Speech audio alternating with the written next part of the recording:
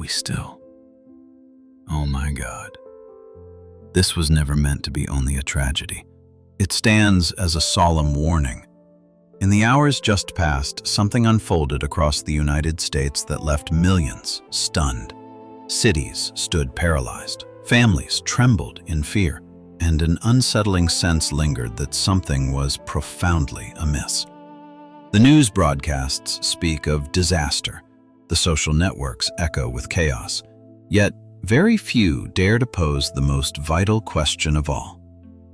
What if God is speaking? The Bible declares that before great shifts arrive, clear signs appear. Judgments that seek not to destroy, but to awaken. Warnings that many overlook until it grows far too late. In this presentation, you will uncover what truly transpired, why this event resonates across the entire world, and what connection it holds with the biblical warnings for the last days. This is no cause for fear. This is no exercise in sensationalism.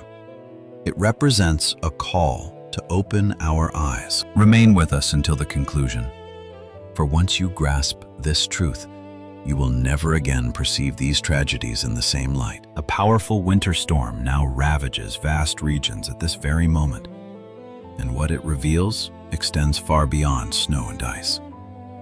It is not a fleeting spell of cold that arrives and then departs.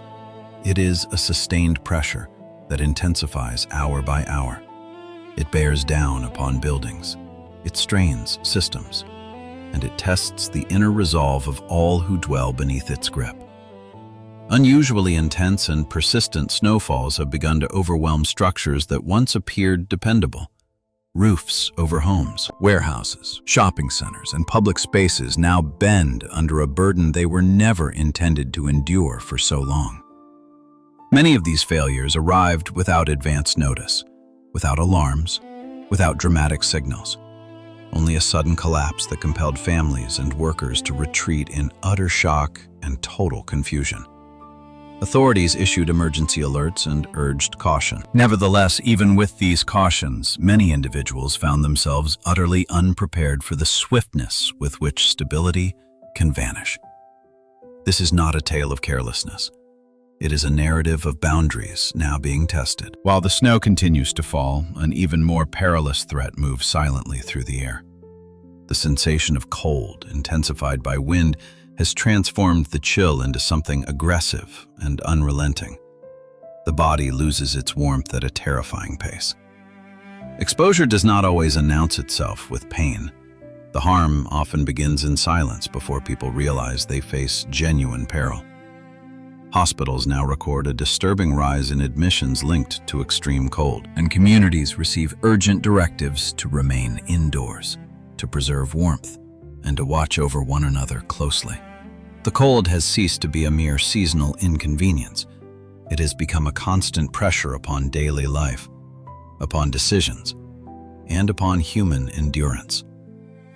But beyond the physical exhaustion, another form of weariness grows evident in moments such as these. Many people do not turn upward in prayer. Instead, they turn inward or withdraw entirely. Fear supplants faith. Survival supplants contemplation. If these signs have stirred you, do not remain silent. Leave your prayer in the comments at once. Share this video with anyone who needs to see it, and subscribe so you do not miss what follows. The time to awaken is today, not tomorrow, today. The scriptures caution that in eras of pressure, hearts may grow cold long before bodies do. The Bible addresses this kind of moment with absolute clarity. It is written that the cold issues from the breath of the divine, and the waters harden like stone. This does not appear as something random. It manifests as authority, a reminder that creation heeds the command, not human confidence. The deepest warning may concern neither snow nor ice at all, but rather a faith that slowly freezes beneath the strain. When security crumbles and comfort fades, do people still seek the divine? Or have they learned to rely solely upon systems that now bend and crack? Many now silently pose the same question as they gaze upon sunken roofs and endless snowfalls. How long can this endure? And what unfolds if our strength gives way before the storm subsides? If this message speaks to you, leave a comment or a prayer below. And subscribe to the channel. Remain with me, for this storm may expose far more than weakened structures. It may reveal how near faith itself stands to yielding. While a powerful winter storm continues to batter remote mountainous regions, its effects no longer confine themselves to snow, wind, and isolation. What unfolds in these lofty heights now raises deeper questions about fear, about faith, and about what surfaces when human certainty begins to erode. During an expedition under conditions of extreme cold, a group of explorers captured something they never anticipated witnessing. On a slope covered in snow amid almost zero visibility and winds that cut, a large humanoid figure appeared in the distance, standing upright, covered with white fur. It moved unlike any known animal. Its posture was deliberate, its stride was measured. The witnesses later described hearing a low, resonant growl that resembled neither the wind nor any familiar wildlife of the region. At one point, the figure paused and seemed to acknowledge the observers before retreating slowly until it vanished from sight. The video spread swiftly online, igniting intense debate. Some dismissed it as an illusion born of exhaustion and extreme cold.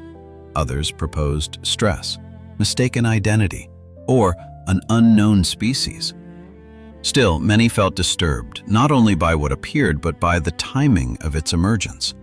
This encounter did not occur in isolation. It took place during a season already defined by collapsed infrastructure, relentless storms, unstable ground, and widespread anxiety. The natural world itself feels restless, and now something concealed seems to have stepped into view. For those observing from warm homes and glowing screens, the reaction has proven telling. Rather than reflection, many respond with mockery, with distraction, or with denial. The scriptures warned that in times of pressure, faith often fades before the danger passes. When fear rises, confidence in the divine should deepen. Yet increasingly, the opposite grows apparent. People seek explanations everywhere except upward. The Bible reminds us that not all creation lies fully known to humanity. It speaks of powerful beings beyond human control or comprehension, creatures known completely only to the Creator. These passages were not composed to satisfy curiosity. They serve to humble human pride. They remind us that the world is vaster, deeper, and more ordered by divine will than human systems permit. The deepest warning may concern not a creature in the snow, but what transpires when the world trembles and faith grows cold. The scriptures teach that when people drift from the sacred, what once remained hidden may rise to the surface, not to terrify, but to confront. When dependence upon technology, upon comfort, and upon reason supplants reverence, the unknown feels threatening rather than meaningful. If we no longer seek the divine when the storm rages most fiercely, to what are we truly anchored? Remain with me, for when hidden things begin to emerge, the scriptures teach that it is never without meaning and never without warning. In recent days, an unusually dense and persistent fog has settled over large portions of the United States, appearing without the normal climatic conditions that typically produced by them. It is not the type of fog that rises with the dawn or thins when traffic begins to move. It arrives suddenly. It remains for hours, and it presses low against homes, streets, and vehicles, as if refusing to release its grip. The National Weather Service issued advisories for dense fog. Yet even the meteorologists acknowledged that something felt different. This fog is thicker, it endures longer, and it behaves outside the usual patterns. Residents describe it as sticky and heavy, clinging in an unnatural manner to the ground. Some reported a sharp smell resembling chemicals in the air. Others stated that the fog appeared to move in a slow and deliberate way, reducing visibility to only a few steps ahead and forcing people to seek refuge indoors. Daily routines were interrupted. Travel slowed dramatically. Anxiety spread rapidly through social media. Americans shared videos and personal accounts, asking the same questions over and over. Why is it not dissipating? Why does sunlight fail to disperse it? Many reported burning throats, headaches, nausea, and body pains after only brief exposure. Entire households began to feel ill within mere hours. The most common question was not scientific, but deeply personal. When will this end? And beneath that question, an even more unsettling fear emerged. Is this being done deliberately? What deepened the unease was the prevailing silence. The major media outlets provided scant coverage and offered no clear investigation. They failed to deliver sustained explanations. When people sense danger yet receive no answers, fear fills the void. Trust erodes. And in that uncertainty, something else grows visible: a rising spiritual exhaustion. In times of crisis, people once turned to prayer. Now many turn solely to speculation, to anger, or to distraction. The scriptures speak with great power to moments such as these. They describe a darkness that descended upon a nation, so thick it could be felt. It halted all movement and forced a profound stillness. It warns that darkness covers the earth when people turn away from the divine, yet light arises upon those who seek it. And it was foretold that hearts would fail from fear as the powers of the heavens are shaken. This fog may not be merely physical. It may also prove symbolic, a veil drawn over truth, clouding discernment in a nation where faith has slowly grown cold. When clarity fades and fear rises, the warning serves not to destroy, but to invite reflection and repentance. If this fog lifts, will we see with clarity once more? Or will we recognize how far we have strayed? While visibility was lost, stay with me. For when fog appears at this hour, the scriptures teach that it is never without meaning and never without a call to awaken. In recent days, massive sinkholes have opened without any warning in major cities, including Orlando, Florida, and Houston, Texas. Streets that carried traffic only moments earlier suddenly collapsed. The familiar ground gave way, leaving residents frozen in disbelief as the earth itself shifted beneath their daily routines. Witnesses described a deep, low rumbling sound seconds before the collapse, a vibration felt more than heard. Then the ground opened wide. Roads cracked apart. Trees tilted and vanished. Vehicles were swallowed almost instantly. In several locations, the air filled with a sharp, suffocating odor as gas escaped from below, forcing emergency evacuations and sealing entire neighborhoods. What made the moment especially terrifying was its incredible speed. There was no storm overhead, no visible warning, only solid ground in one instant and absence in the next. Officials cited underground water channels, aging infrastructure, and trapped gas pockets as likely causes. On paper, these explanations appear reasonable, yet for those who were nearby, the fear did not vanish with technical language. What disturbed people most was not only why it happened, but how suddenly it occurred, and how frequently such events now seem to unfold. Sinkholes are no longer rare anomalies. They appear with growing frequency across wider areas, even in places long regarded as stable. The ground has always been the one element people trusted without question. Buildings rise upon it. Cities depend upon it. Lives are constructed on the assumption that it will remain firm. Now that very assumption is being shaken. People are quietly asking a question they never expected to face. If the ground itself cannot be trusted, what can be? The scriptures speak with considerable weight in moments such as this. It was warned that earthquakes and fearful signs would appear in many places, not as isolated events, but as signals intended to awaken attention. Throughout the Bible, when the earth shifts or opens, it is never depicted as meaningless. It stands as a sign, a moment when what lies hidden beneath is revealed, and human confidence is humbled. Yet another concern rises alongside the fear. In past generations, moments like these drew people toward prayer. Today, many turn instead to panic, to speculation, or to silence. Faith grows thin under pressure. The scriptures warn that in the last days, the love and trust of many would grow cold. When foundations fail in the physical realm, the spiritual foundations face testing as well. This is not solely a warning about the ground beneath our cities. It is a warning about the ground beneath belief itself. When everything solid begins to change, one is left to ask where trust has truly been placed. Remain with me. For when the earth itself begins to yield, the scriptures teach that it is time to examine what foundation still remains. After days of relentless instability, frozen ground collapsing, soil and waters behaving outside their limits, something appeared in the sky that brought people to a complete halt where they stood. It did not arrive with noise or force. It did not move like a storm, nor flash like lightning. Instead, witnesses across several regions reported a constant light forming the shape of a cross suspended in the sky, silent and motionless.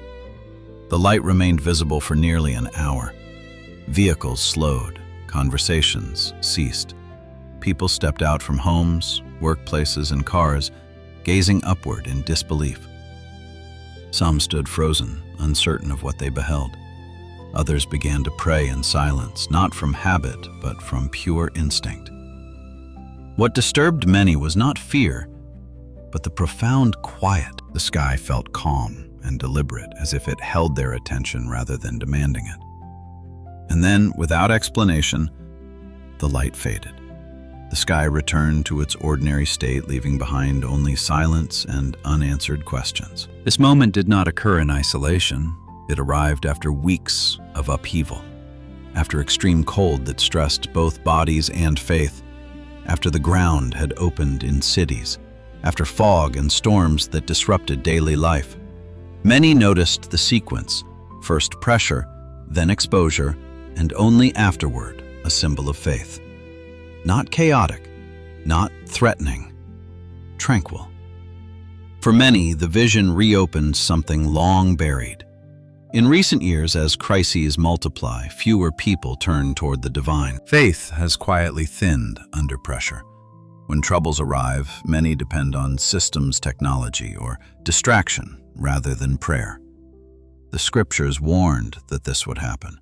It was said that in times of anguish, the love and faith of many would grow cold. What proves striking is that when faith weakens, the cross appears, not as judgment, but as a reminder. The Bible speaks clearly of moments when signs follow the shaking. When life was given in sacrifice, the veil of the temple tore from top to bottom. What had been hidden stood revealed. The barrier between the divine and humanity opened wide. The scriptures teach that signs are not sent to entertain but to reveal truth when hearts have grown distant. This light did not force belief. It offered no explanation. It simply appeared calm and unmistakable, posing a wordless question. In a nation where many no longer look upward unless compelled, why would the signs culminate in a cross? Why, after the chaos, would the message take this form? People now quietly ask questions that cut deeper than weather or science. Was this mere coincidence? Or was it a warning that faith has grown cold at the precise moment it is needed most? If the divine is calling attention not through destruction, but through a symbol of sacrifice and redemption, how long will that call be ignored? Remain with me, for when the signs move from the ground to the sky, the scriptures teach that the warning has reached its final clarity. In recent days, while storms have battered the land and instability has disturbed daily life, something unusual has begun to unfold along the coasts of America. Fishermen and coastal residents are reporting creatures from deep waters rising to the surface, appearing near the shore in calm waters far from where they are expected. Fish with long silver bodies were filmed floating slowly at the surface, not fleeing, not injured, yet fully exposed. Other species from the darkest and deepest layers of the ocean appeared during the same period, leaving even seasoned fishermen deeply shaken. These creatures do not belong near humans. The fish with long silver bodies dwell thousands of feet below the surface in crushing pressure and total darkness, untouched by sunlight. Many fishermen said the same. They had never witnessed anything like it before. The ocean, long regarded as the most stable and mysterious frontier on Earth, now seems to be pushing upward what was meant to remain concealed. Scientists have offered explanations: shifts in water temperature, seismic activity, changing currents. Yet those explanations do not address the timing. These sightings are not isolated.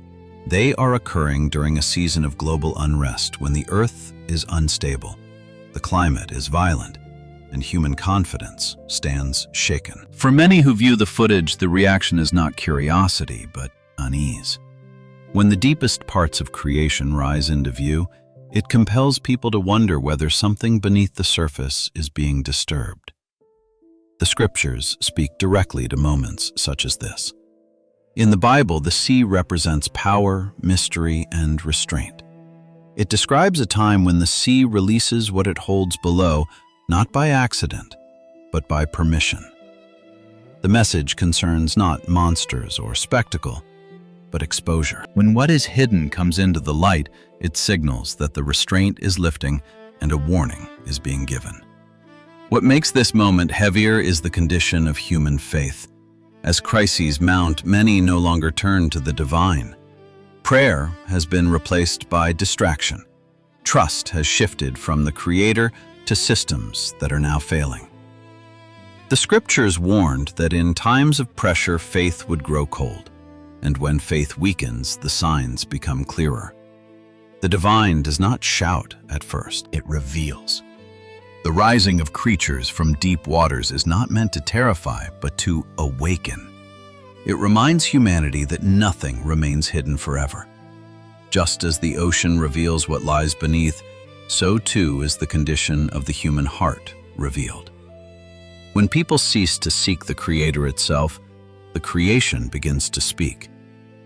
Many now ask quietly if the deeper things are rising, what disturbance is forming below. And more personally, if faith has grown cold, will people recognize the warning before it passes? Remain with me, for when the sea begins to release what it has held for a prolonged time, the scriptures teach that the warning has already begun. While instability spread throughout the nation and pressure mounted from every direction, the sky itself began to capture attention. Witnesses in multiple regions of the United States reported a strange beam of light that appeared within the clouds, cutting through heavy and overcast skies. At first, many assumed it was ordinary sunlight breaking through a gap in the clouds, something familiar and easy to dismiss. Yet this light did not behave as expected. Instead of fading, it expanded and sharpened, forming a clear opening in the clouds that seemed to hold its shape. The surrounding sky remained still. The winds fell silent. Traffic slowed. Conversations halted at the middle of the sentence. People described the same reaction again and again, an unnatural quiet, as if time itself had paused. Many witnesses said the light appeared to carry the likeness of a divine figure, calm and watchful, not dramatic nor terrifying, but intentional. What made this moment unsettling was not only what people saw, but what they felt.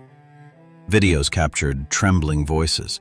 Some witnesses wept without understanding why. Others knelt instinctively in prayer, even those who said they had not prayed in years. The phenomenon lasted nearly an hour, long enough to remove any doubt that it was a fleeting illusion. Then slowly, the light faded. The clouds closed. The sky returned to normal. What remained was silence and deep reflection. This event did not arrive during peace. It came after storms, after ground instability, after rising waters and widespread uncertainty. Many have noticed the pattern: first pressure, second shaking, and only then light.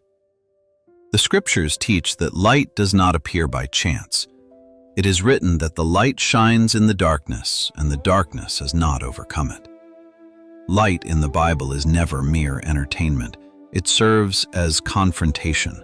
It exposes what has grown cold. In times of crisis, many people no longer turn to the divine. Faith has silently eroded under distraction, self-reliance, and exhaustion. When troubles arrive, prayer is often the last resort, not the first response. The scriptures warned that this would happen, that hearts would grow weary and faith would weaken. And when faith fades, the divine does not abandon humanity. It warns. This light did not shout, it did not threaten. It simply appeared as if posing a question no one could ignore. If the world is growing darker, why does light still appear? And if people only look upward when they are shaken, what does that reveal about the state of belief?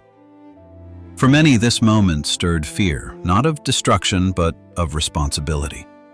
Was this coincidence or confrontation? Was the sky reminding humanity of what it has slowly set aside? Remain with me. For when light appears after darkness, the scriptures teach that the warning has reached its clearest moment. As the warnings continue to arise across the earth, the most unsettling pattern lies not in the weather or the ground, but in human behavior. Despite abnormal storms, unstable seasons, and signs that interrupt daily routines, much of society appears unmoved. Streets remain busy, nightlife continues, entertainment grows louder than concern.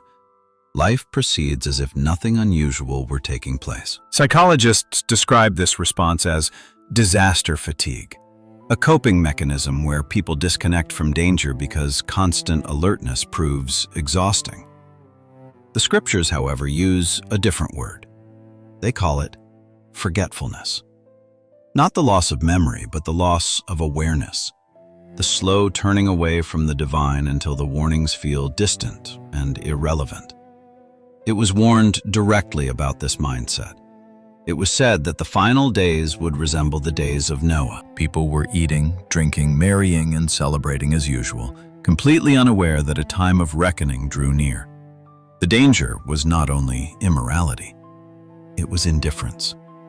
Life felt normal until it no longer was. Today, that pattern feels uncomfortably familiar. While storms intensify and systems strain, many respond by scrolling, by feasting, and by distracting themselves from the discomfort. Faith is postponed. Prayer is delayed. Reflection is avoided. When troubles come, people ask questions, but rarely seek the divine. The scriptures warned that in times of pressure, faith would grow cold. And when faith grows cold, discernment fades. This spiritual exhaustion carries real consequences. When people stop seeking stability in the divine, they lean on systems that cannot hold. When faith weakens, fear quietly replaces trust. Anxiety spreads faster than truth. And when warnings multiply without response, the danger increases, not because the divine is silent, but because hearts are distracted. The Bible makes clear that warning comes before judgment. It does not act suddenly without first calling attention. In the days of Noah, the ark stood in full view while people laughed and continued their routines. The warning was visible, yet ignored. The scriptures show that normal life can be the most dangerous illusion of all when it persists during a season of warning. What should trouble us is not celebration itself, but celebration while the signs intensify. When faith is set aside in favor of comfort, humanity becomes spiritually unprepared. The greatest threat is not the storms or the disruption. It is being asleep when awareness is required. Many now quietly ask a question that cuts deep. If the divine is warning once more, will people recognize it, or will distraction drown out the call? And if faith continues to fade under pressure, how will hearts respond when clarity finally arrives? If this message speaks to you, leave a comment or a prayer below and subscribe to the channel. Remain with me, for the scriptures teach that when the world feels normal during the warning, the most important moment stands closer than people realize. Across the United States and far beyond, the most surprising aspect of this moment is not any single event, but how many signs are appearing together. Storms no longer follow familiar meteorological rules. Systems stall instead of passing. The cold lingers without release. Rainfall overwhelms places built for stability. At the same time, the ground itself is failing in cities once considered secure.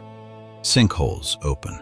Foundations shift. Rivers that once sustained life grow murky and lifeless. And because of all this, the sky responds with signals that bring people to a sudden halt. Individually, each event could be explained, debated, or dismissed. Together, they form something far harder to ignore. Different elements, weather, water, ground, sky, and human behavior are reacting within the same season. This is not randomness stretched across decades. It is convergence, compressed into a narrow window of time. The scriptures speak directly to moments like this. Not a single sign was pointed out, and it was said that only this will matter. It was said, when you see all these things, plural, in layers developing together. Biblical prophecy is rarely isolated. It builds pressure through repetition. It aligns multiple warnings until discernment becomes inevitable. What deepens the concern is not only what is happening in nature, but what is unfolding in people themselves. Alongside collapsing systems, apathy is spreading. Life continues as if nothing unusual were taking place. Faith is postponed. Reflection is avoided. Many recognize the interruption yet resist its meaning. The scriptures warned that this too would be a sign that hearts would grow insensitive, that awareness would fade even as the warnings increase. Here is where prophecy is often misunderstood. Biblical prophecy is not given to create panic or to satisfy curiosity about dates and chronologies. It is given to awaken responsibility. It confronts humanity with a simple question. Where is your foundation? Not your house, not your economy, not your technology. Your heart. The Bible shows consistently that warning comes before action, exposure before removal. What can be shaken is shaken, so that what cannot be shaken may remain. This is not cruelty, it is mercy. The warning is an invitation, not a sentence. Repentance is offered, not forced. Love and obedience are called for, not demanded. True preparation, according to the scriptures, does not begin outwardly. It does not begin with storing supplies or mastering explanations. It begins within, with humility, with honesty, with a return to the faith that has grown cold. The Bible rejects fear-driven obsession and replaces it with watchful faithfulness. It was not said to panic. It was said to watch, to remain awake, and to stand firm with faith intact. This moment removes every excuse. When the signs appear in the sky, in the earth, in the sea, and within society itself, denial becomes a choice rather than ignorance.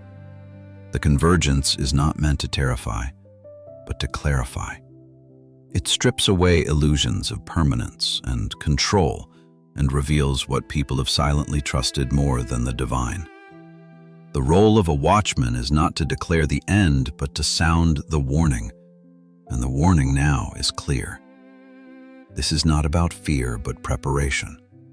Not about speculation, but alignment. It is not about predicting what comes next, but about being ready in spirit. If this is done as the scriptures teach, the most dangerous moment is not when the signs appear, but when they are ignored. This season is not asking people to hide. It is asking them to return to pray once more, to seek once more, to place faith not in systems that are failing, but in what does not fail. Thank you for remaining with this message and for taking the time to reflect. If this analysis has helped you see the pattern with greater clarity, please give the video a like, share your thoughts or a prayer in the comments, and subscribe to the channel so you do not miss what comes next. Awareness often arrives before understanding, and vigilance always comes before peace. This is absolutely enormous. It is a very wet and dangerous Christmas for California. Unsettling events are unfolding across America, spreading fear and confusion as the nation enters the holiday season. In Texas, violent wildfires erupted in the dead of winter, racing through cold winds and snow, forcing families to evacuate overnight while the flames behaved in ways firefighters could not explain. At the same time, residents of Arizona witnessed a massive blood-red whirlwind rising from the desert, darkening the sky and compelling witnesses to flee while an eerie silence hung over the land. Meanwhile, in Washington, D.C., water surged from metro stations, flooding tunnels before travelers understood what was happening, turning a routine commute into panic. And in Yellowstone, the ground suddenly exploded with mud bursting through walkways as terrified visitors ran for safety while the earth itself cracked open. These events arrived without forecasts or countdowns. Is this coincidence or a warning unfolding in real time?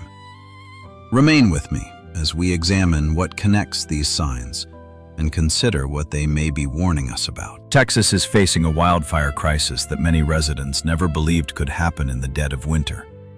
Massive wildfires swept across the state with unprecedented speed. This was not the type of fire people prepare for. It did not arrive with summer heat or drought warnings. It moved through cold air. In some nearby areas, snow was still visible on the ground. Dry grass ignited instantly. Strong winter winds carried embers faster than fire crews could move, allowing the flames to outpace containment efforts. What should have been a quiet winter landscape quickly became the largest wildfire event Texas has ever recorded. At first, explanations focused on the mechanics: extremely low humidity, dry winter vegetation, powerful winds, a rare alignment of conditions. Nothing supernatural in the science itself. Yet unease spread quickly because fire is not supposed to behave this way, and not at this time. Many families hesitated to evacuate. The reason was simple and deeply human. This is not fire season. That belief delayed decisions, cost precious minutes, and left people struggling to flee in darkness while walls of flame closed in during the night. Even firefighters struggled to describe what they were seeing. One volunteer said it did not feel real. Fires do not behave like this. That statement captured more than shock. It reflected a deeper disruption, the sense that the natural order itself was slipping. The scriptures repeatedly link fire appearing at the wrong time with warning, not accident. Fire is described falling mixed with hail, a direct violation of the natural order. And it was not portrayed as coincidence, but as a sign meant to confront complacency. It is said that creation knows its appointed times, while humanity does not recognize them. This disturbance was not only physical, it was temporal. Fire broke free from the season meant to restrain it. It was written that we should be ready in season and out of season. Correction, awakening, and testing do not wait for comfort or ideal conditions. They arrive when resistance is lowest, when people assume nothing will happen. According to the scriptures, fire tests the straw. What is real remains. The loss is real. The fear is real. The displacement hurts. Yet the question persists beneath the smoke. When fire no longer respects winter, we are being reminded that the Creator is not bound to the calendars in which we trust. If this message resonates, remain with me. Subscribe, share this video, and keep watching. For these signals are not isolated, and understanding them may matter more than ever. In a striking video filmed in the desert of Arizona, a massive column of dark red hue suddenly tears the sky. It is not merely a small dust whirlwind. It is a blood-red whirlwind that rises hundreds of feet into the air, dividing the tranquil landscape with a force almost unnatural. The desert of Arizona, long known for its red and dry earth, has seen its share of dust whirlwinds. Yet, what appeared in this footage was not typical. The winds reached 80 kilometers per hour, strong enough to hurl sand and rocks into the air and send wildlife fleeing in panic. The once clear sky was quickly consumed by a deep tone resembling blood, making the land below feel suffocating. It was not only the fear of the event that proved unsettling. It was the oppressive pressure in the air, as if nature itself were tightening its grip. Witnesses described the experience as not only terrifying, but incorrect, as if the desert were no longer sleeping, but awakening with vengeance. While scientists immediately called it a dust whirlwind, something about this storm felt different. Its unusual size, the deep red tone, and the slow, deliberate movement made it seem more like a warning than merely a strange climatic event. It felt as if the earth itself were stirring in a way that could not be ignored. Scholars who studied the site immediately linked these images with the Bible. Great signs from heaven were spoken of earthquakes, famines, and plagues that would mark the final times.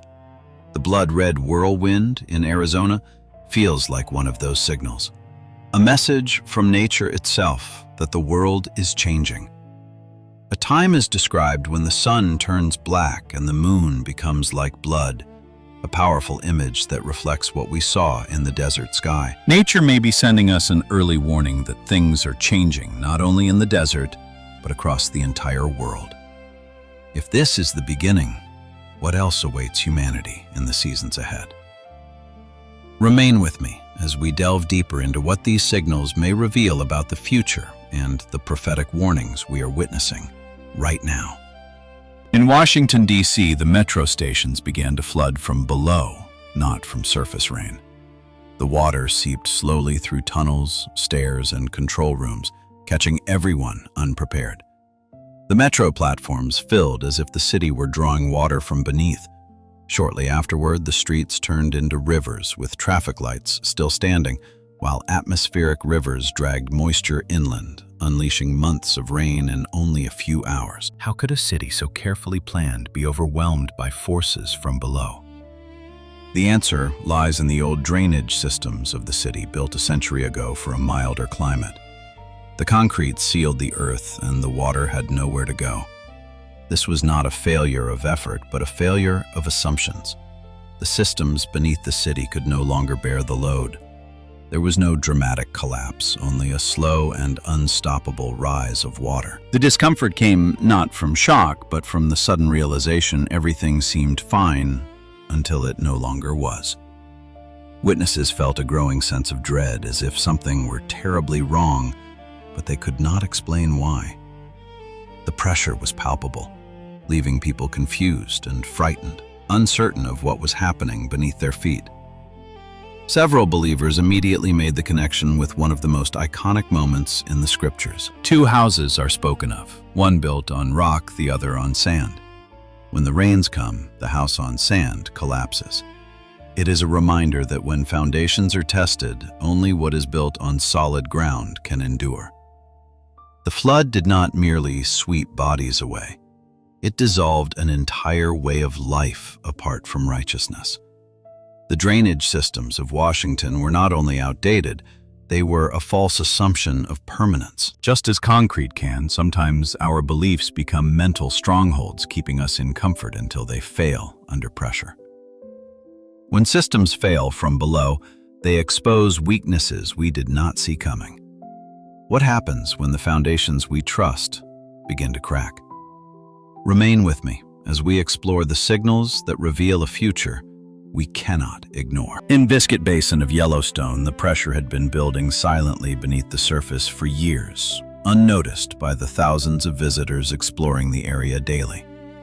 Without any warning, the ground suddenly swelled and then exploded, sending a massive plume of steam, mud, and rock hundreds of feet into the air. In mere seconds, walkways, trails, and viewing areas were destroyed. The blast was so powerful that visitors ran in panic, desperately trying to escape the zone of eruption. The site was closed immediately while authorities struggled to contain the chaos. Yellowstone, long referred to as dormant yet monitored, shifted from a popular tourist destination to a source of primal fear. This was not a typical volcanic eruption. It was a hydrothermal explosion, where pressure that had been quietly contained for years suddenly released.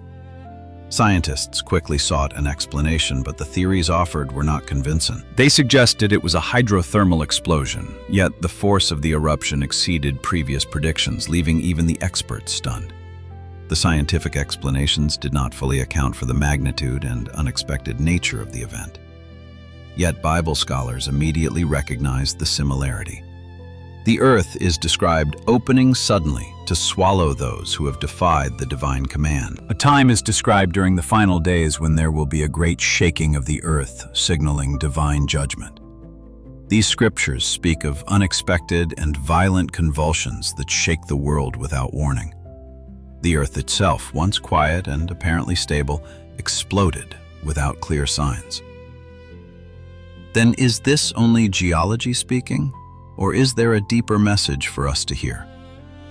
Remain with us as we continue exploring the meaning behind these powerful signals. Utah, long known for its reliable winter snow, stood strangely bare during the peak winter season. The mountains, once covered in thick white snow, were brown and exposed. The slopes that should have been filled with snow remained empty, as if the season had been stolen. Tourist towns delayed openings, and ski lift operators spoke in hushed tones. Farmers, once confident in their weather patterns, gazed at the sky with uncertainty. This was not drought. It was not typical climate change. It felt as if something had simply been removed. Winter never arrived. At the same time, in Oklahoma City, residents faced unseasonal heat of 28 degrees Celsius in the middle of December. People wore short sleeves and left their heating systems off while the lawns gave off the aroma of spring. There was no gradual warming, only a sudden surge that made the air feel entirely out of sync with the calendar. This was not merely a shift in weather patterns. It was an interruption. The natural order of the seasons seemed to have slipped like a broken clock. When science could offer no answer, many turned to the Bible in search of insight. In the Bible, natural phenomena such as strange occurrences and signs are often seen reflecting divine presence. We are reminded that there is a time for everything, a season for every activity under the heavens. When that rhythm breaks, it signals more than a change in climate.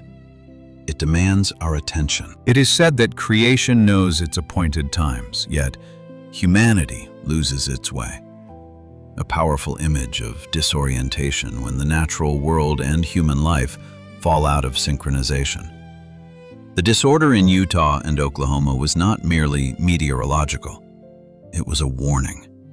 As temperatures and seasons fail to align, we are urged to reflect. What happens when places destined to be cold grow warm and places destined to overflow with blessing remain arid? Creation seems to respond to the conditions we bring. The world speaks not with fury, but with a quiet persistence, urging us to listen, to slow down, and to reflect on what is unfolding. Remain with us as we continue uncovering what these signals reveal about our future. After 4 years without a major snowstorm, the city of New York was suddenly struck by a winter it had forgotten. The snow began to fall fast and heavy, accumulating on the streets just as millions tried to travel. Flights were canceled, roads froze solid, and the usually vibrant and bustling city came to a halt. In the midst of this chaos, more than 700 salt trucks were deployed to manage the snowfall. Snowplows raced against time, yet the city's infrastructure struggled to keep pace. People who had planned to return home for the holidays found themselves stranded in airports and bus terminals, unable to reach their destinations.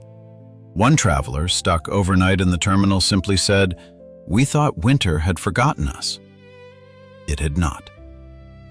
Authorities offered their explanations. Meteorologists provided data and forecasts to account for the sudden storm.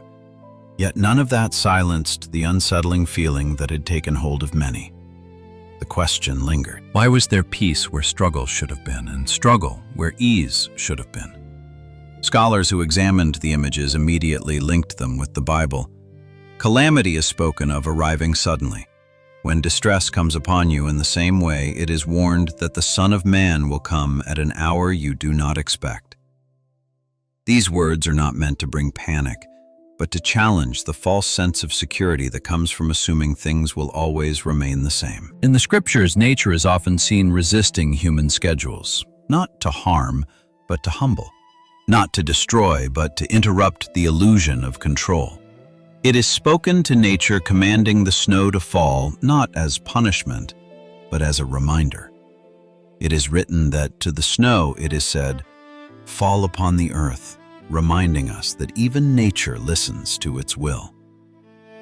In New York, the winter did not return to torment, but to remind us of our tendency to trust plans more than providence. The sudden arrival of snow was a call to slow down, to notice the signals, and to reflect on the shifting rhythms of the world. If this message resonates with you, remain with me. Give it a like, comment, and subscribe to keep exploring what these signals may mean for us in the days ahead. In Death Valley, a place known for its extreme dryness and harsh climate, something unimaginable occurred. A location where water had been absent for so long, where even the earth seemed to reject life, suddenly witnessed a transformation that astonished the world. Months ago, after an unusually powerful storm, a vast lake formed on the valley floor. This was not merely a fleeting puddle or a temporary flood. The water remained spreading across salt flats, where once only dry earth and cracked soil endured. Kayaks glided over what had been barren ground, and wildflowers began to bloom quietly without fanfare, as if they had always been there, waiting for the right moment. Scientists offered clear explanations for the phenomenon. A rare atmospheric event described as once in 1,000 years brought months of rain in only a fraction of the time. The clay-rich sandstone beneath the surface prevented the water from being absorbed, allowing it to stay in place. While the science was solid, the event still left many feeling disoriented. Death Valley was never meant to be a place of abundance. It was meant to confirm limits, to remind us that some places lie beyond the reach of life. Yet this event challenged those limits. The lake, the wildflowers, the sudden presence of life, all of it unsettled those who were there. Death Valley was known by its name, a name that suggested finality and emptiness. Yet here it stood, filled with water and life. Names matter, observed one witness. Death Valley was never supposed to offer this. The scene challenged everything people thought they knew. When faced with the inexplicable, many turned to the Bible in search of understanding. It is written that the desert will rejoice and the parched land will bloom. This is not a slow improvement, but a sudden arrival of something that should not be. The desert, like Death Valley, was destined to be dry. Yet it was flourishing. The vision was not only about nature. It was about how divine intervention can interrupt despair and restore what was lost. This is how hope often arrives, not by erasing hardships, but by showing us that what we thought was permanent is not. Is this reversal mercy or preparation? If this moment feels significant to you, remain with us. Subscribe and keep watching as we continue uncovering what these signals reveal about the future. As reports arrived of wildfires in the dead of winter, blood-red whirlwinds in the desert, waters rising from metro stations, and hydrothermal explosions in Yellowstone, a pattern became impossible to ignore. Each phenomenon was occurring within the same narrow season, not spread across years or continents, but concentrated in a brief period of time, unfolding almost like chapters in a story that had already been written. These events were not isolated. They were happening in unison, forming an image that was impossible to dismiss. Fire, wind, water, heat, cold, and earth, all changing within the same time frame. Wildfires erupted in Texas during a period when winter should have contained them, defying the natural order of the seasons. Blood-red whirlwinds in the desert of Arizona appeared out of nowhere, sending shockwaves through the air and unsettling those who witnessed them. Rising waters in Washington, D.C. crept silently underground before bursting forth, flooding metro stations, catching travelers unprepared. In Yellowstone, a hydrothermal explosion sent steam, mud, and rock into the air without warning, leaving visitors and scientists stunned by the raw power beneath the surface. These events were not gradual trends. They were not part of some slow and predictable change in nature.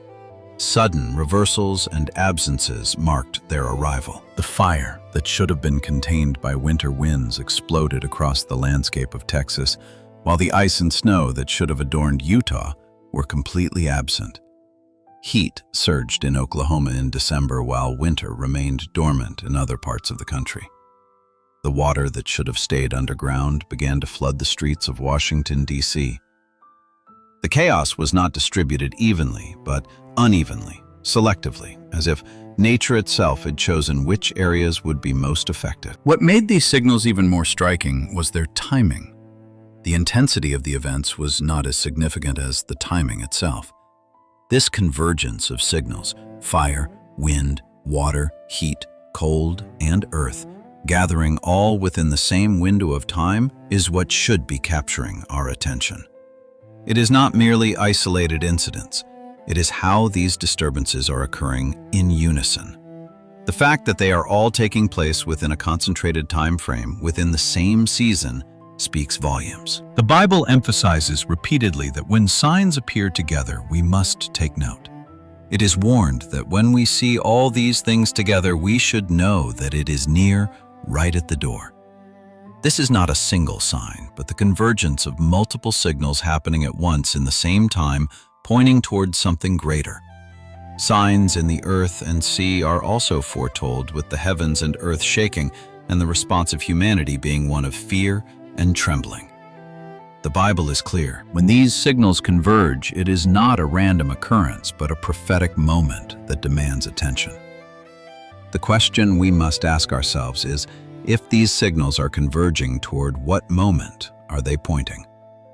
Are we witnessing the final act unfolding before our eyes? The timing of these events cannot be overlooked.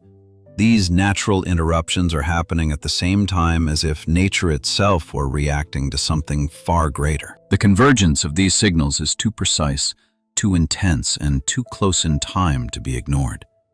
Are these events simply coincidence, or are they markers of something larger? Prophetic literature often describes signs appearing in the natural world when something significant is about to unfold. In the Old Testament, interruptions in nature were often signals of divine intervention or judgment, marking a shift in the course of history. In the New Testament, these interruptions were seen as signs pointing toward the second coming and the fulfillment of the divine plan. The sudden increase in intensity and frequency of these events could be signaling us toward such a moment. As we witness these events unfolding around us, it is important to ask what these signals are meant to reveal. Are they simply warnings of natural changes in the environment, or are they spiritual signals calling us to greater awareness, to deeper reflection on the state of the world and our place in it? These signals may not be random. They may be carefully placed in our path, revealing that something significant lies on the horizon. The convergence of fire, wind, water, heat, cold, and earth, all changing at once, points toward a moment that demands our attention. Remain with us as we continue exploring these signals and what they mean for our future. Subscribe and keep watching, because the pattern is still unfolding. Throughout the scriptures, there is a consistent message. Before a major divine intervention, interruptions do not occur in isolation. They are not limited to one place, one event, or one system.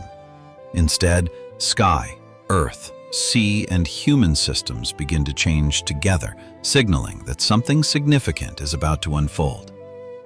This is a pattern that cannot be ignored. a warning given through the natural world and the world of humanity alike. When these signals converge by chance, it is part of a divine plan revealing what lies ahead. Across the United States, we are seeing such a convergence of signals. The seasons are failing. Fire is ravaging places where it never should, interrupting the natural order of things. Water surges unexpectedly from the earth, flooding cities and catching people unprepared. The ground itself is opening with powerful hydrothermal explosions like the one in Yellowstone, shaking the earth. The sea is becoming hostile, with strange occurrences such as glowing rivers and unidentified creatures from the depths. Even deserts, traditionally viewed as arid and lifeless, are reversing their identity, suddenly flourishing with life or filling with water. These events are not scattered through time or space, but are happening simultaneously, as if the natural world itself were reacting to something that transcends human understanding. We are told, when you see all these things, know that it is near, right at the door. The phrase, all these things, refers to the signals we are witnessing now. Signals in nature, signals in human systems, and signals in the heavens themselves. This convergence is not a random occurrence, but a divine signal that the appointed time is near. While we may be witnessing these signals, no one can claim authority to name the day or the hour. The scriptures explicitly forbid any attempt to predict the precise moment. It is written that no one knows the day or the hour, not even the angels in heaven, nor the Son, but only the Father. Despite this, the scriptures also make clear that these signals are not hidden. They are not merely symbolic, and they are not meant to be dismissed. They are real, physical manifestations of the changes occurring in the world, and they demand our attention. Distress in the earth and sea is spoken of, followed by a call, "Lift up your eyes, for your redemption draws near." The distress we are seeing now, the fires, the floods, the shifting earth, is not a signal to despair, but to look upward, to understand that something greater is unfolding. It is a call to action, a call to prepare, to pay attention to the signals, and to understand that something divine is at work. The article does not declare that the return has arrived, nor does it seek to set dates or predict specific details. Yet it issues a sober alert. The scenario described in the scriptures seems to be assembling. The signals are aligning, and they are unfolding now, whether we are ready or not. The world around us is changing in ways that cannot be ignored. If this message resonates with you, it is time to reflect, to prepare, and to remain alert. Thank you for watching, and be sure to give it a like, comment, and subscribe to stay updated as we continue exploring these developing signals and what they mean for our future. Let us keep this conversation alive.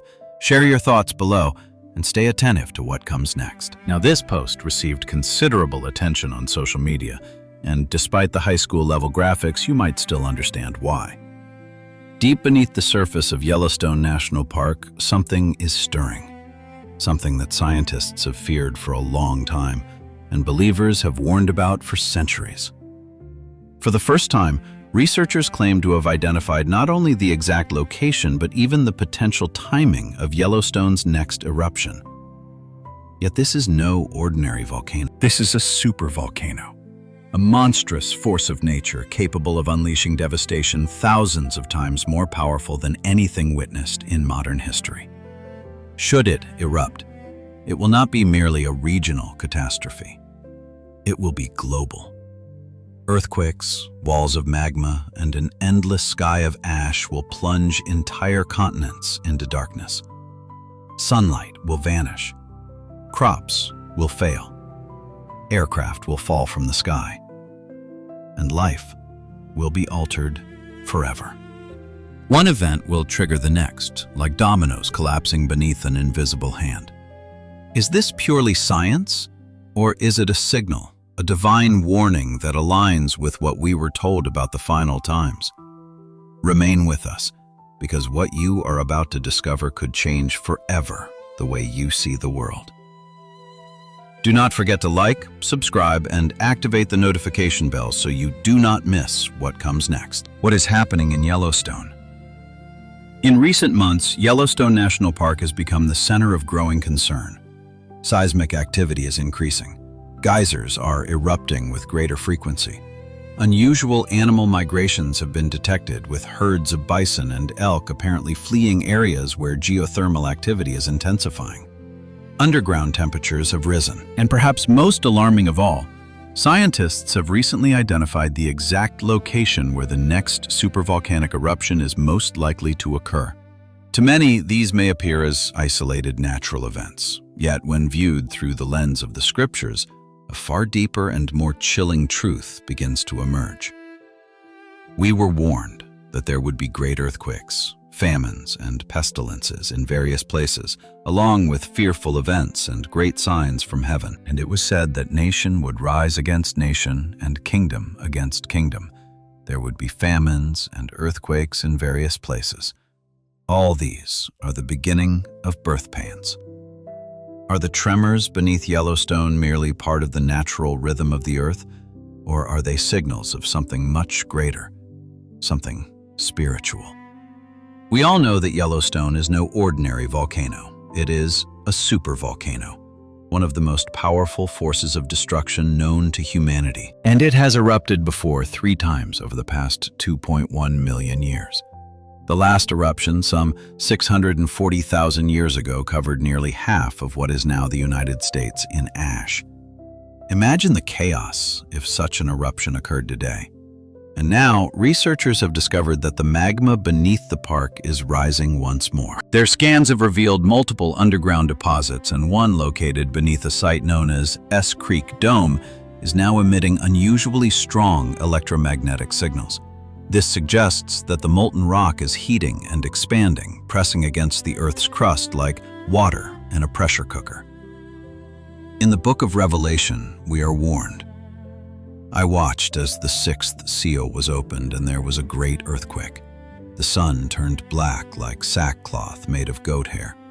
The whole moon turned red as blood, and the stars in the sky fell to earth. Every mountain and island was moved from its place. A supervolcano eruption would do exactly this. The ash would block the sun, darken the sky, and plunge much of the world into what scientists call a volcanic winter, yet what prophecy might call a season of divine judgment. The silent but powerful tremor. The recent tremors beneath Yellowstone may have been small in magnitude, yet for those who understand the history and power of the earth, they carry an unsettling weight. Yellowstone is no ordinary volcano. It is a supervolcano, one of the most dangerous natural features on Earth. And it has erupted 3 times in the past 2.1 million years ago, 1.3 million years ago, and most recently around 640,000 years ago. Geologists agree on one thing: it will erupt again. The only question is when. At this moment, the park rests upon 3 overlapping calderas, massive bowl-shaped depressions formed when the ground collapsed after previous eruptions. Each caldera is a scar, a reminder of explosions so massive they reshaped landscapes and climates. Should Yellowstone erupt again, the process would begin deep beneath our feet. A plume of intense heat would rise from the mantle, melting rock and feeding a vast underground chamber of magma gases and water vapor. Over centuries, that magma would swell, slowly lifting the earth above into a giant dome, cracking the surface as pressure built to unimaginable levels. And when that pressure could no longer be contained, the eruption would be sudden, violent, and world-changing, like opening a shaken bottle of soda, yet on a planetary scale. The devastation would be swift. In minutes, tens of thousands of people near the blast zone would have no chance of survival. Lava flows, though limited in reach, would destroy everything in their path. Yet the true killer would be the ash. Hard glass like volcanic ash would spread across much of North America, rendering the air unbreathable, contaminating rivers, paralyzing agriculture, and grounding aircraft. Scientists estimate that the ash cloud could extend from Toronto to Austin, Texas.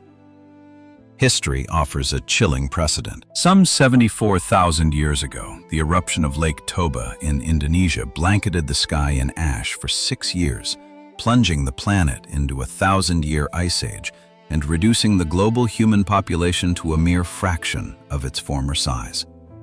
An eruption at Yellowstone could produce similar effects, blocking sunlight, disrupting global weather patterns, and triggering massive famine. Fortunately, the crust and mantle beneath Yellowstone remain mostly solid, far from the 50% magma threshold scientists believe is necessary for an eruption. Yet that reassurance comes with a warning. The ground has been rising since 2004 at a steady rate of 8 centimeters per year, suggesting that magma is slowly accumulating beneath the surface. While experts consider a smaller-scale eruption like Mount Pinatubo in 1991 more likely in the near term, the potential for a catastrophic explosion cannot be dismissed. And it is for this reason that these recent tremors are generating such unease. They may prove harmless, or they may be the first whispers of a disaster 640,000 years in the making. The tremors beneath Yellowstone may seem to some nothing more than geological activity. Yet for those who read the Bible closely, they carry a far deeper meaning. Throughout the scriptures, the shaking of the earth is never merely a random event. It often serves as a divine warning, a signal that something monumental is about to unfold. It was clearly foretold that there would be famines and earthquakes in various places. All these things are the beginning of birth pains. Earthquakes are not simply natural occurrences. They are signals that history is approaching a climactic moment.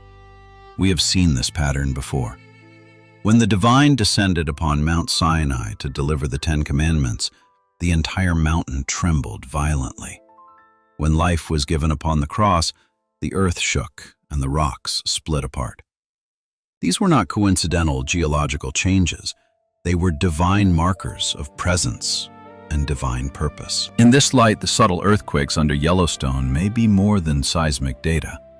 They may be echoes of ancient warnings. The Bible tells us that the voice will shake not only the earth, but also the heavens, removing what can be shaken so that only what cannot be shaken will remain. This is not a message of fear, but of preparation. If the unrest at Yellowstone is indeed part of a larger divine narrative, then the call is clear. We must be spiritually awake. We are warned not to be drawn into complacency, but to be like the wise servants who watch, ready for the return of their master at any moment. The shaking may begin in the ground, but the true test will be in our hearts, whether we stand firm or are swept away when the final shaking arrives. The animals have been fleeing Yellowstone. Something profoundly unsettling is unfolding in Yellowstone, and it is not only about science. It is spiritual. In recent weeks, numerous animals, buffalo, elk, and bears have been fleeing the park in large numbers, as if driven by an invisible alarm. Scientists remain perplexed. No major seismic events have been recorded. No clear indicators of an imminent eruption exist, and yet the animal kingdom is reacting as if something catastrophic lies on the horizon. How can they know what we do not? The truth is that nature may be listening to a voice that we as humans can no longer perceive. It is almost as if creation itself is responding to a divine frequency to which we were once attuned before sin severed our connection with the Creator. From the moment Adam and Eve disobeyed in the garden, humanity was cast into spiritual deafness. We lost the ability to walk in perfect harmony with the divine and His creation. But the animals, they still listen. They still perceive. And perhaps through them, we are being spoken to once again. Despite the silence on the seismic charts, the earth beneath Yellowstone is far from still. Eyewitnesses have reported terrifying sounds rising from the ground, deep, resonant groans like the heartbeat of a giant. In a viral video, a man places a bottle of water on the grass and watches as it vibrates and bounces, the earth below clearly moving. He says he can feel it in his bones, his spine trembling under the weight of something invisible. What makes this even more disturbing is the increasing geothermal activity. The pools bubble more violently, The earth is literally boiling in places with no apparent recorded cause. There are even strange underwater eggs near volcanic vents that scientists believe have hatched, indicating another biological signal that something unnatural or divine is stirring. This is not mere speculation. It is written in the Word. We are reminded, "Ask now the beasts, and they will teach you, and the birds of the air, and they will tell you.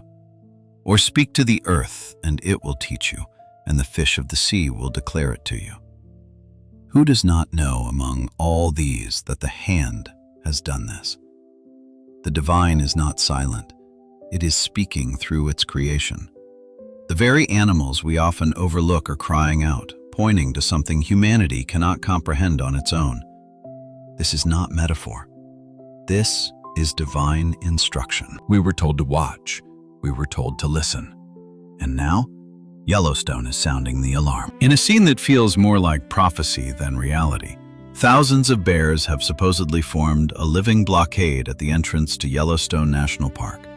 They stand shoulder to shoulder, refusing to move, not out of aggression, but as if on assignment. Wildlife experts are stunned. Some attribute it to primal instinct, yet others begin to consider the unthinkable. What if they're trying to warn us? While the bears remain motionless at the entrance to Yellowstone, forming this living barrier that defies all scientific logic, the researchers find themselves facing the dilemma that transcends conventional biology. These animals, creatures that normally avoid any close contact with one another due to their territorial nature, now cluster together without showing signs of mutual aggression. Their eyes stare straight ahead as if gazing at something humans cannot yet perceive. Rangers who have worked in the park for decades admit they have never witnessed such behavior. One with more than 30 years of experience declared with a trembling voice that the animals seem to be on a mission, like soldiers posted at a watchpost. This formation is not chaotic or accidental. There is an order in their arrangement, an intentionality that causes even the most hardened skeptics to begin questioning their own certainties. When teams attempted to disperse them using standard methods, the bears simply returned to their original positions. There was no violence, there was no aggressive resistance, only a silent determination that chilled the blood of those who observed it. Surveillance cameras captured the moment when, after each attempt to disperse them, the animals methodically returned to form the same barrier, the same pattern, as if they followed invisible instructions etched into their deepest instinct. Biologists attempted to explain it through shifts in migration patterns, alterations in food sources, or disturbances in the terrestrial magnetic fields. Yet none of these theories managed to address the perfect synchronization or the unbreakable persistence of this behavior. What makes the phenomenon even more disconcerting is that it involves not only bears. Witnesses have reported entire herds of elk moving in directions opposite the park, as if fleeing from something yet to be revealed. Flocks of birds that traditionally nest in the region have abandoned their territories weeks earlier than usual, leaving behind empty nests that now sway in the branches like silent reminders of a mass evacuation. In communities near the park, longtime residents share stories their grandparents once told them about similar signals that preceded catastrophic events in the past. Elders from Native American tribes who have lived in harmony with this land for generations speak in hushed tones about ancestral legends that describe how the animals always knew first when the earth was about to cry out. These stories, passed from generation to generation, speak of a time when nature and humanity were connected by an invisible thread of mutual understanding, a thread that snapped when modern man decided logic and reason stood superior to intuition and reverence. One elder from a local tribe whose face, weathered by the sun, bears the marks of 87 years of life, sat before a small campfire and shared a story his great-grandfather had told him as a child. According to this ancestral narrative, there was an era when the earth trembled with such fury that the mountains spat fire and ash for months, darkening the sun and turning day into endless night. Before the destruction began, all the animals of the forest gathered at the borders of the sacred territory. forming protective circles and refusing to allow any human to enter. Those who ignored the warnings and crossed the natural barriers never returned to tell their tale. Those who listened and withdrew survived to pass the wisdom to future generations. While the elder spoke, his words carried a weight that extended beyond simple folklore. There was truth in his voice, a certainty that sprang not from books or scientific studies, but from a profound connection with the earth itself. He explained that when animals act against their individual nature to serve a collective purpose, it is no coincidence. It is a warning. Creation, he said with eyes that seemed to gaze through time, has always proven wiser than the men who walk upon it with feet bare of understanding. Back at the scientific facilities that constantly monitor Yellowstone's volcanic activity, the seismographs record patterns that confound even the most seasoned experts. It is not the great earthquakes that concern them at this moment, but the constant microseisms, those small vibrations that never cease, that pulse like a heart beating faster and faster. The data shows these micro-events increasing in frequency, not dramatically, but gradually, steadily, relentlessly. It is as if the Earth were slowly awakening from a millennial slumber, stretching its dormant muscles and preparing to rise. Geologists compare the current records with historical data from other major volcanic eruptions around the world. What they discover proves both fascinating and terrifying. Every major eruption in recent history was preceded by precisely this type of stepped seismic activity. First, years of relative calm, then a gradual rise in microseisms, followed by an acceleration in the frequency of these events, and finally, in a matter of days or even hours, the main event that no one could stop. Yellowstone follows this pattern with a precision that causes even the most rational scientists to feel a chill of unease tracing their spines. Yet what truly keeps these researchers awake at night is not only the numbers on their screens or the graphs updating every second. It is the convergence of all factors happening simultaneously. The animals fleeing, the microseisms increasing, the underground temperatures rising, the gas emissions shifting in chemical composition, and now reports from local residents describing strange sounds emerging from the depths of the earth. Sounds some compare to groans, others to distant roars, and still others to something that cannot be described in human words because it has never been heard before. A research team deployed specialized audio recording equipment at several points around the park. What they captured in those recordings has circulated only within closed scientific circles. Yet some fragments have begun to leak to the general public. The recordings reveal low-intensity sound frequencies that vibrate below the threshold of normal human hearing. These sound waves, known as infrasound, can travel great distances through the earth and are known to cause sensations of unease, anxiety, and even inexplicable fear in humans who experience them without realizing it. The animals, however, prove far more sensitive to these frequencies. They can detect them from kilometers away, and their instinctive response remains clear: move away from the source. This may explain why they flee, yet it does not explain why the bear specifically chose to form that barrier at the entrance. They are not fleeing, they are blocking. They are preventing. They are warning.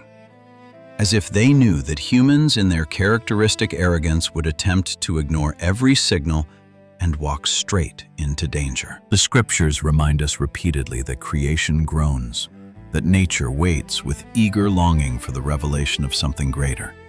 It is written that the whole creation has been groaning as in the pains of childbirth until the present day. This groaning is not silent. It is not metaphorical. It is literal. It is audible. It is measurable. And now, with modern technology, we can finally hear it, record it, analyze it. The earth groans beneath Yellowstone, and that groan intensifies. Meanwhile, in the cities near the park, life apparently continues as normal. Tourists still plan their summer trips. Souvenir shops keep selling keychains shaped like geysers, and hotels accept reservations for the coming months as if nothing unusual were occurring. This cognitive dissonance, this human capacity to deny the obvious when it proves uncomfortable, is precisely what the scriptures warned would happen. As in the days of Noah, people ate, they drank, they married and were given in marriage, unaware of what was coming until it was too late. A local pastor from a small church on the outskirts of the park has been preaching for months about these signals. His initially small congregation has begun to grow as more people sense an inexplicable unease in their spirits. During his sermons, he speaks not of dates or timelines, specific details. Instead, he speaks of spiritual preparation. He does not tell his congregation to sell all their possessions and flee to the mountains.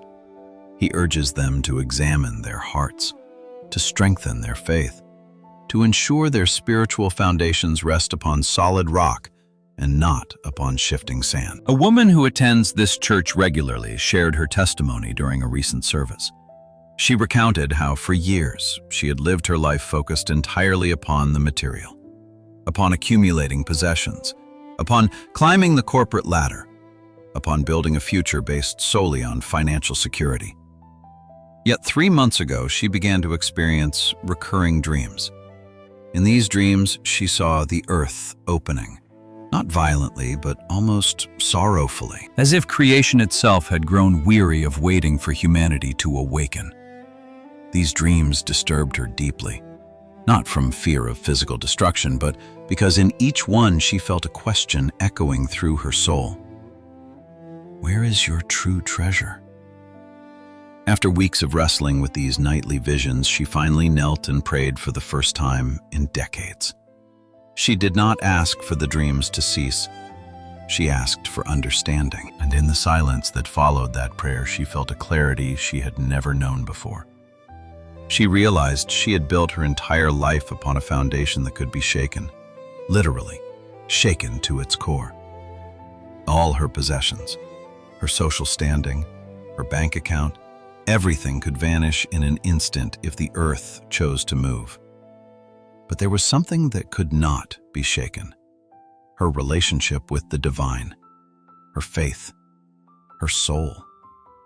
Stories like these grow increasingly common in the communities surrounding Yellowstone. They are not hysterical or apocalyptic in tone. They remain reflective, profound, transformative. People begin to ask questions they had avoided for years. What if everything we consider permanent proves temporary? What remains when physical structures collapse? In what have we truly placed our trust? A primary school teacher in one of these communities decided to use the Yellowstone phenomenon as a teaching opportunity for her students.